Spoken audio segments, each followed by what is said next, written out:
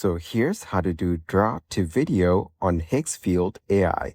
First up, let's head over to higgsfield.ai. And as you can see, we're already here.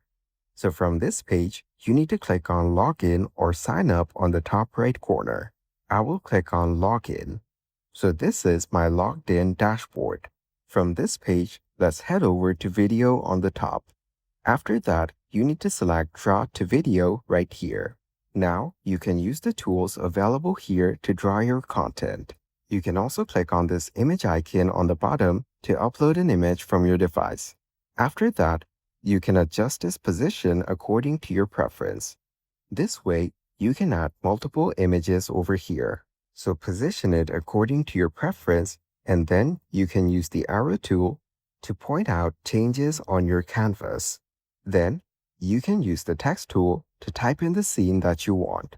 For example, where's the jacket? So once you're done setting up your drawing, all you need to do is click on Generate Video on the bottom. After that, Higgsfield AI will generate your video from your drawing. And that is exactly how to use Draw to Video on Higgsfield AI.